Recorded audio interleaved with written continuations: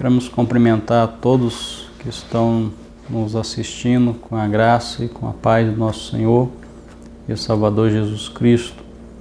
Começa mais um programa da Escola Bíblica, transmitido aqui pela TV ADNP. Estamos na nossa segunda lição desse segundo trimestre, que tem como tema o propósito dos dons espirituais. Estaremos então dia 13 agora, domingo, estudando na igreja, todas aquelas igrejas que têm essa revista editada pela CEPAD, como revista base da Escola Bíblica Dominical. Vamos estar lendo então o texto áureo da nossa lição. Encontra-se então em 1 Coríntios, capítulo 14, versículo 12, que diz da seguinte forma: assim também vós, como desejais dons espirituais, procurais sobejar neles para a edificação da igreja. Esse é o texto áureo, e essa lição então ela tem por base tanto 1 Coríntios no capítulo 12 quanto também 1 Coríntios no capítulo 13. São alguns versículos colocados aí dentro da leitura bíblica em classe. E queremos então abrir essa aula de hoje fazendo a seguinte pergunta: qual o real propósito dos dons espirituais? Qual o real propósito? Qual a finalidade? Qual o objetivo? Então, essa pergunta eu creio que é uma das perguntas que não querem se calar. Geralmente fazemos essa pergunta para nós mesmos, geralmente fazemos essa pergunta para um amigo, fazemos para o professor da escola bíblica, fazemos para um obreiro. Qual o real propósito então dos dons espirituais? Então a aula de hoje ela vem para nos esclarecer acerca do assunto. Mas antemão nós podemos já adiantar e afirmar que a finalidade dos dons espirituais não é para elitizar os crentes, e muito menos não é sinal de superioridade espiritual. Isso aí nós vamos ver no decorrer da lição. Então a finalidade dos dons espirituais tem relação com a coletividade.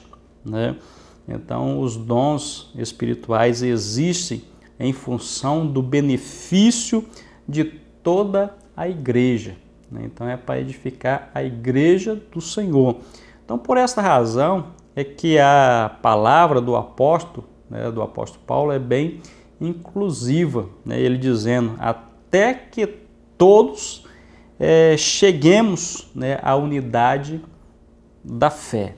Então Paulo ele traz esta palavra falando que até que todos cheguemos à unidade da fé. Então essa é a finalidade dos dons espirituais. Então é uma contradição de sua finalidade essencial, a prática dos dons espirituais, resultar em divisão ou segregação. Então é uma contramão, uma contradição, não tem como colocar como finalidade se houver então divisão, contenda, segregação, não tem como. Bom, os dons espirituais não são para elitizar o crente. Esse é o tema já do primeiro capítulo, dentro dessa lição. E já o primeiro subtópico ele vem apresentando a igreja de Corinto, a igreja de Corinto. E para tanto, nós queremos então apresentar um breve relato sobre o subsídio histórico né, da igreja de Corinto, também o subsídio geográfico e também, né, o subsídio bibliográfico daquela igreja, né? Então, o subsídio histórico, né, relata que a igreja de Corinto, né, ou em Corinto, ela foi fundada, né, pelo apóstolo Paulo durante, né, ou no trajetório da segunda viagem missionária, né, isso aí registrado lá em Atos dos Apóstolos, capítulo de número 18, né, e nessa cidade, Paulo, então, ele permaneceu, né, por 18 meses, sendo auxiliado nessa ocasião por Priscila e Áquila, e também por outros obreiros, né, que a Bíblia também, muitas das vezes, não menciona, né? E a igreja, né, nessa localidade era composta basicamente por gentios, né? Então temos aí um pequeno subsídio histórico da igreja de Corinto. Já o subsídio geográfico vai nos fornecer, né, a seguinte informação. Então nenhuma cidade da Grécia, olha só, era mais favoravelmente localizada para o comércio por terra e também por mar do que a cidade de Corinto. O imperador Augusto fez de Corinto a capital da Acaia. Então nós podemos observar que era uma cidade bem localizada, uma cidade importante, e Corinto também era uma cidade hospitaleira aos marinheiros e viajantes que vinham a negócios ou à procura de prazer. Então nós temos aí também um breve resumo, né, do subsídio geográfico.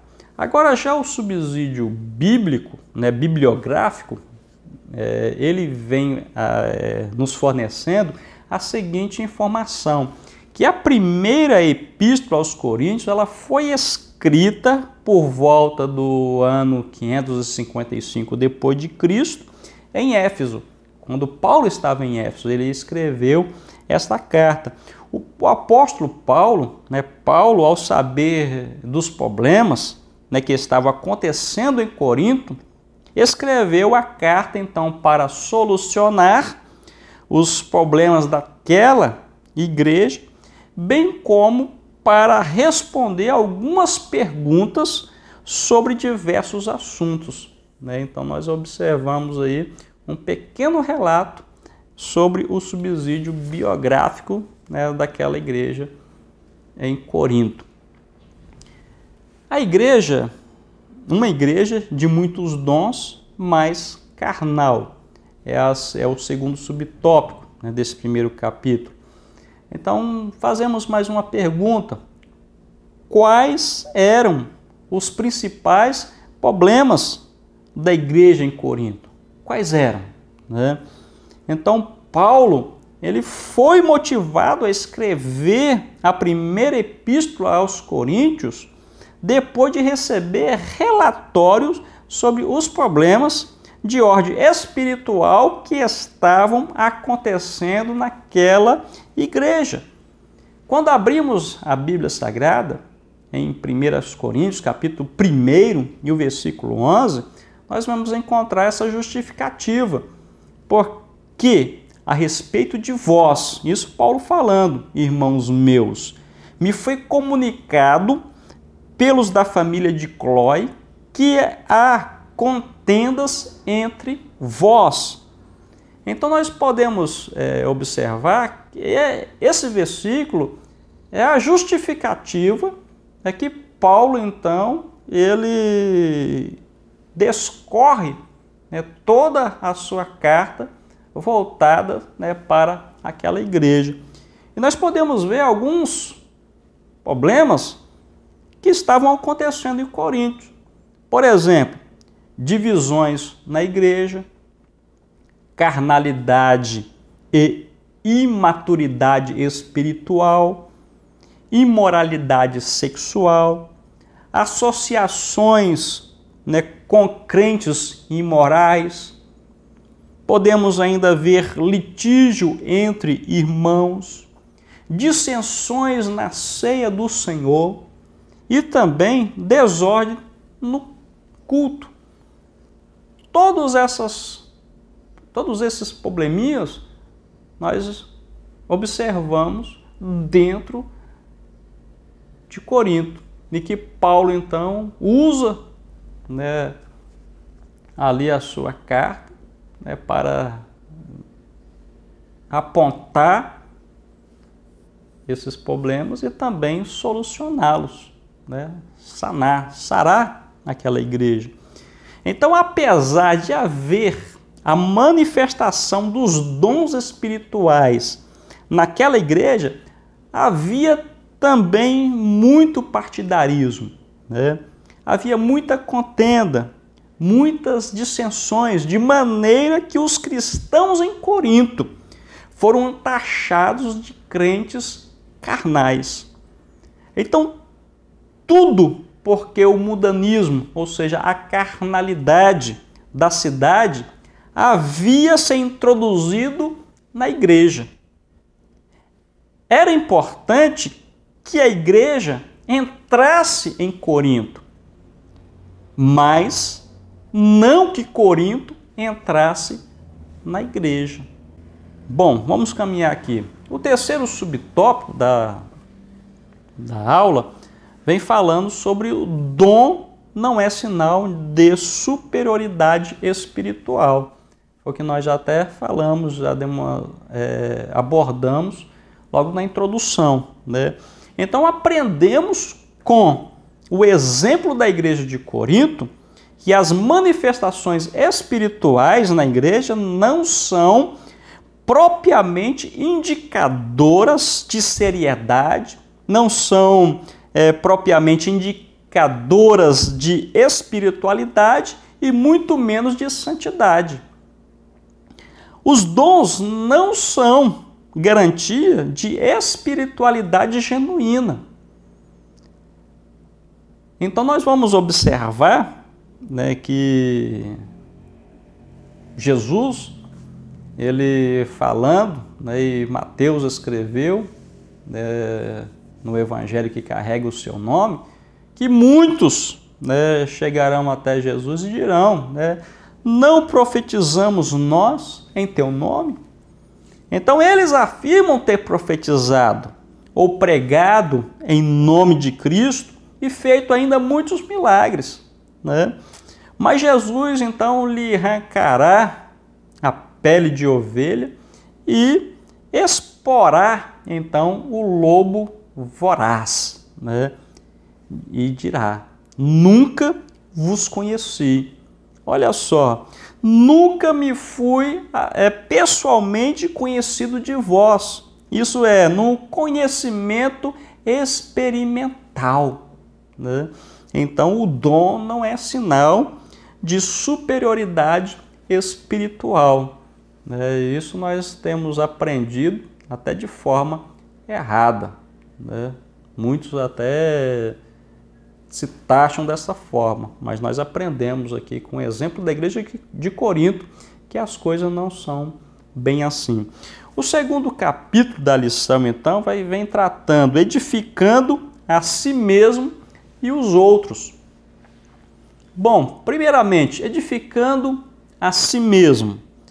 1 Coríntios, no capítulo 14, e o versículo de número 4, diz o seguinte: o que fala língua estranha edifica a si mesmo, mas o que profetiza edifica a igreja. Então, falar línguas sem interpretação edifica a quem fala. Então, aquela pessoa que fala língua estranha está sendo edificado a si mesmo. Por quê?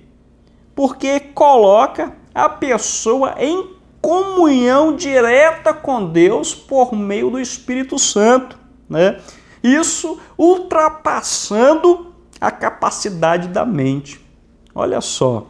Então, Paulo declara que ele ora e tem comunhão com Deus desta maneira, quer dizer, orando em espírito. Mas também, ao mesmo tempo, Paulo declara que ora também com o seu entendimento.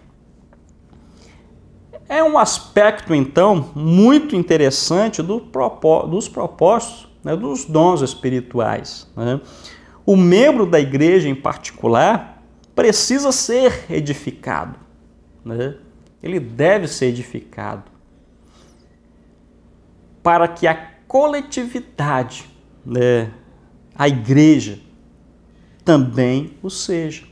Então, o crente, em particular, precisa ser edificado e a igreja, né, possa, então, ser edificado na coletividade.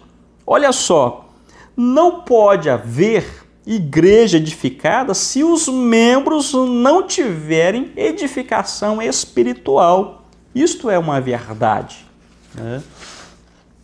O segundo subtópico desse segundo capítulo vem tratando sobre edificando os outros.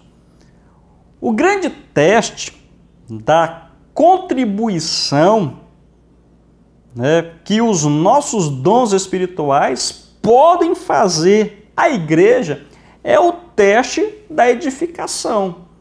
Olha só, podemos até fazer uma pergunta: que temos feito para edificar a igreja onde somos membros? O que temos feito, né? Eu achei interessante uma palavra, né, do pastor ou do reverendo Hernandes Dias Lopes, né, ele diz que a dinâmica dos dons espirituais é um dos recursos mais poderosos que Deus providenciou para que a igreja tivesse um crescimento saudável. Que bênção, né? Então, o propósito é edificar a si mesmo, edificar os outros e, em terceiro lugar, edificando até o não crente. E Paulo, então, apresenta, né, um caso hipotético para os coríntios. Bom, o que acontecerá, o que aconteceria se toda a igreja se congregar num lugar, né, e todos falassem em língua estranha? Como era esse dom muito desejado, né, conforme indicavam os coríntios, né, então toda a igreja tinha o direito, claro, e até a obrigação de buscá-lo. Mas o que aconteceria, então, se os incrédulos vissem a essa igreja onde todos estivessem falando línguas de forma desordenada? Então, não diriam, porventura, estão loucos, né? Estais loucos?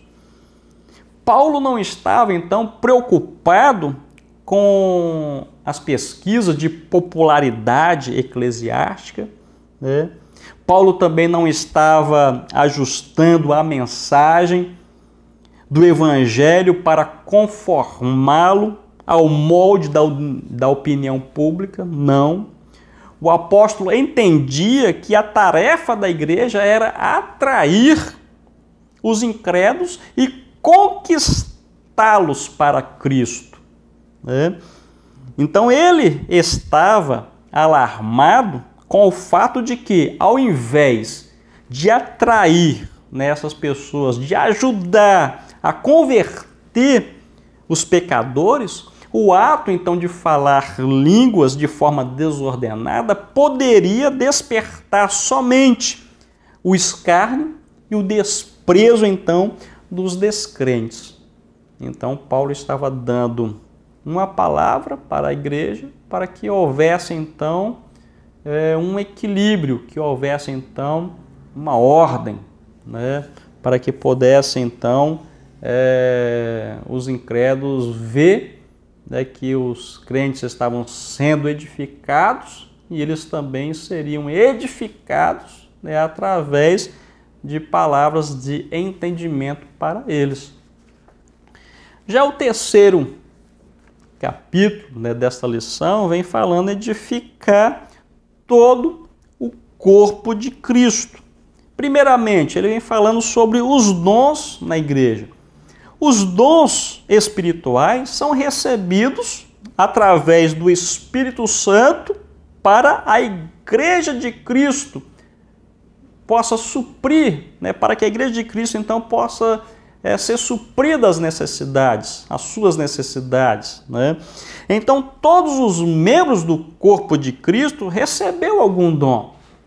Isso não resta dúvida. Quando a grande, naquela coletividade ali, creio eu que todos têm um dom. E creio também que nenhum, né, membro do corpo de Cristo ficou sem receber um dom, né? Então, cada membro do corpo, ele tem a sua função específica, tem a sua função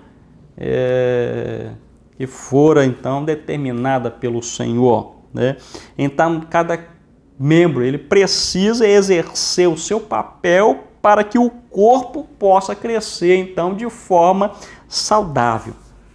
Olha só, a característica, então, marcante de toda a incumbência é que a edificação ela possa acontecer o quê? No amor. Isso sucede quando o conhecimento do amor de Cristo cresce mais e mais. E por isso também se fala a verdade em amor, né? Tudo dentro do amor. O segundo vem abordar sobre a questão dos sábios arquitetos do corpo de Cristo. Então Deus tem poder para fazer coisas grandes a partir, né, das coisas pequenas. Deus também tem poder, né, para fazer coisas fortes a partir de coisas fracas, né? Deus tem poder, né, de usar o pouco para fazer o muito. Deus, né, tem poder para fazer o desconhecido se tornar um herói na história. E o Senhor tem esse poder. Então, muitos foram chamados e escolhidos por Deus para serem usados pelo Senhor. Embora muitos se sintam pequenos, incapazes, sem força e sem recursos. Embora muitos se sintam desta forma, acontece que a obra é dele, né? E por isso o Senhor escolhe quem Ele quer e capacita essas pessoas, capacita os seus escolhidos para realizarem as grandes obras na terra. Então Deus levanta homens para edificarem espiritual, moral e também doutrinariamente a sua igreja. E por último, aqui dentro desta lição, o escritor ele coloca, né, os despenseiros dos dons. É o último subtópico do terceiro capítulo. Sobre esta questão, nós podemos ver que os homens, né, devem nos reconhecer como os despenseiros de Deus, né? Paulo ele deixa claro isso na sua primeira carta aos Coríntios, no capítulo 4, né, que os homens nos considerem como ministros de Cristo e dispenseiros, né, em seus dispenseiros. Então é interessante que os homens devem nos reconhecer como dispenseiros de Cristo. Despenseiro, portanto, é o guardião da propriedade alheia, é o administrador de bens que pertencem a outros, né? Podemos ver ainda que despenseiro é o mordomo, é o tesoureiro, é o tutor, o gerente, ou superintendente de uma casa, né? Isso tudo trazendo para a figura, né, do despenseiro. Aí surge então mais uma pergunta: qual a missão dos despenseiros? Então nós podemos observar que nossa missão como despenseiro é múltipla e ao mesmo tempo também difícil, pois requer dedicação, requer oração, requer renúncia, mas nós podemos ver que a nossa missão como despenseiro também é gloriosa, porque é a realização da obra de Deus, né? É gloriosa, porque estamos realizando a obra do Senhor. E nós podemos ver, entre muitos aspectos, né, algumas missões do despenseiro. Por exemplo, missão do despenseiro adorar a Deus. E a Bíblia diz que Deus busca os verdadeiros adoradores, aqueles que adoram a Ele em espírito e em verdade, né? Uma segunda missão do despenseiro: discipular os crentes. É fazer de cada crente um verdadeiro seguidor de Cristo. Então é missão do despenseiro, né? Fazer daquela pessoa, né, um seguidor de Cristo. Uma outra missão: restaurar os desviados. É conduzi-los novamente à fé. É missão do despenseiro. Mais outra: doutrinar o povo. Ou seja, combater as heresias e modismos com a palavra. Então, está ali a missão dele, né? Mais outra: disciplinar e corrigir. Também é missão do despenseiro. A disciplina bíblica apresentada, aplicada, melhor falando, com amor, visa o bem do transgressor e o seu retorno à normalidade da vida cristã. Então, com essas palavras, queremos então finalizar a nossa aula de hoje, pedindo então a cada um que continue acompanhando a nossa programação da nossa TV ADNP, né? Tem grandes programas que estão aí vindo, né, após a escola bíblica, e espero você no próximo programa aqui na TV ADNP. Então, um grande abraço e fique com Deus.